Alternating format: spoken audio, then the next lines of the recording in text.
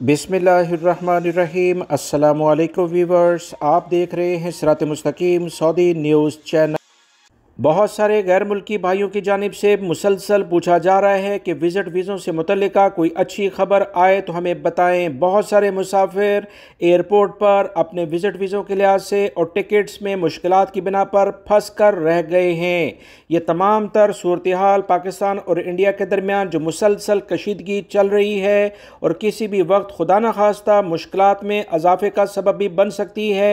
ये तमाम सूरत हाल किस हद तक आगे जाएगी इसका तो वक्त ही बताएगा। ताज़ा तरीन इतलात के मुताबिक मुत्तहिदा अरब अमारात और कतर के इमिग्रेशन हुकाम का कहना है कि पाकिस्तानी और इंडियन फ़ज़ाई हदूद की बंदिश की बिना पर खलीजी ममालिक में विज़िट वीज़े पर मुकीम और ट्रांजिट फ़्लाइट वाले पाकिस्तानी भारतीय मुसाफिर मुसलसल अपने सफ़र और टिकट्स के रीशेड्यूल होने का इंतज़ार कर रहे हैं। इस अफरा तफरी की वजह से विज़िट वीज़ों पर आने वालों को वीज़े एक्सटेंड कराने पड़ रहे हैं और अब फ़्लाइट्स ऑपरेशनल बहाल हो जाने के बाद भी मुसाफिर नई टिकटों का मुसलसल इंतज़ार कर रहे हैं।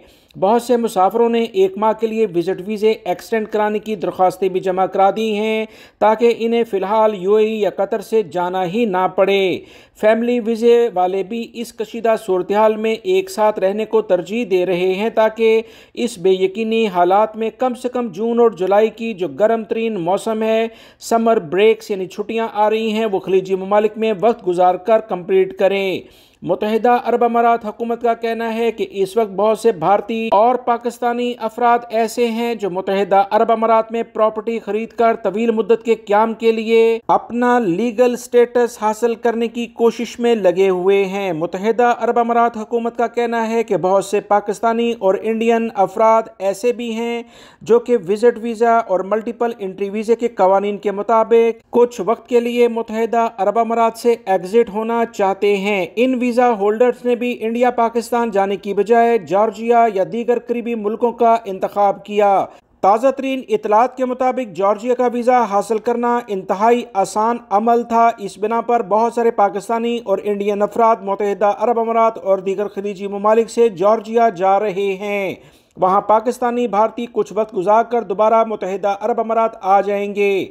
इस सूरत हाल में दोनों ममालिक के ट्रैवल एजेंट्स का कहना है कि 15 मई से भारत में फ़्लाइट ऑपरेशन बहाल कर दिया गया, लेकिन चूंकि पाकिस्तान की फ़ज़ाई हदूद अभी तक भारत की परवाज़ों के लिए मुसलसल बंद हैं, इसलिए टिकट्स की कीमतों में बहुत इजाफा हो चुका है।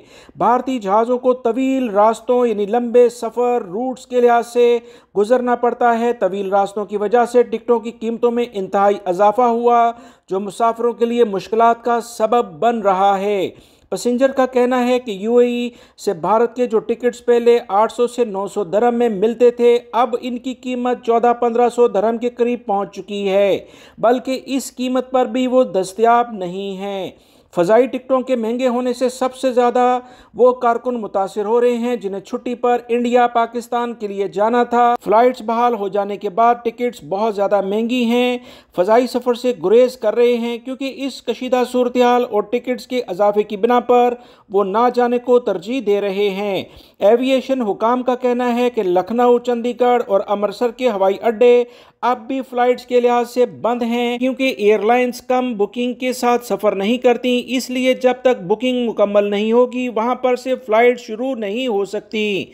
भारतीय कशीदगी से फ़्लाइट ऑपरेशन के साथ साथ ई कॉमर्स मुतासर हुआ है, जिसके बाद नई इतलात इंडियन तालीमी इदारों से मुतल्लिक आ रही हैं। बहुत सारे तालीमी इदारे अनकरीब मुतासर होंगे, जिसमें ख़ास तौर पर इंडिया के तालीमी इदारे शामिल हैं। एसोसिएशन ऑफ इंडियन यूनिवर्सिटी ने मुल्क भर के वाइस चांसलर्स को तहरीरी तौर पर कौमी सलामती के खतरात का हवाला देते हुए कहा कि पाकिस्तान, टर्की और बांग्लादेश के तालीमी इदारों से हर तरह के तालीमी ताल्लुकात ख़त्म कर दिए जाएँ। पहले मरहले में जवाहरलाल नेहरू यूनिवर्सिटी, जामिया मिलिया इस्लामिया और इसके बाद छत्रपति शिवाजी महाराज यूनिवर्सिटी ने पाकिस्तान, टर्की और बांग्लादेश के आला तालीमी इदारों के साथ अपने तालीमी ताउन को मुनक़ता यानी कि डिस्कनेक्ट कर दिया है। अगले मरहले में दिल्ली यूनिवर्सिटी बायकॉट का ऐलान करेगी। आला ओहदेदारों का कहना है कि इस वक्त हमें तालीमी सहूलियात से ज़्यादा कौमी यकजहती और हुब्बुल वतनी की सूरत में आपस में मिलकर आगे कदम बढ़ाने चाहिए। वीवर्स, कल भी मैंने आप तमाम हजरात से कुछ तफसीलात शेयर की थी कि मुमकिन है कि आने वाले दिनों में पाकिस्तान और इंडिया की कशीदगी मजीद बढ़ जाए, कुछ और ममालिक को भी अपनी लपेट में ले ले। इसके बारे में कुछ नई इतलात सामने आई हैं। ताज़ा तरीन इतलात के मुताबिक पाकिस्तान इंडिया कशीदगी मुकम्मल तौर पर ख़त्म नहीं। इंडिया और चाइना, इसी तरह से इंडिया और बांग्लादेश के दरमियान भी कुछ सर्द गर्म माहौल की खबरें आ रही हैं। एक तरफ चीन अरुणाचल प्रदेश को तिब्बत में शामिल करने का ऐलान कर चुका है, जिसे इंडिया की तरफ से सख्ती से मुस्तरद कर दिया गया। चीन ने मौके का फायदा उठाते हुए बड़ी कार्रवाई कर डाली है। मजीद इतलात के मुताबिक अरुणाचल प्रदेश के मुख्तलिफ इलाकों के नाम चीनी जुबान में रखने का चीनी हुकूमत ने बाकायदा तौर पर ऐलान कर डाला है। चीन का कहना है कि अरुणाचल प्रदेश का नाम जगनान है, जो तारीखी और जोग्राफियाई और इंतजामी एतबार से चीन का हिस्सा है। इन इलाकों के नामों की तब्दीली चीन की खुद मुख्तारी के मुताबिक की गई और ये करना हमारा दाखिली मामला है। इंडिया को इसमें अमल दरामद नहीं करना चाहिए। कोई भी दखल अंदाजी हुई तो चाइना इसका सख्त एक्शन देगा।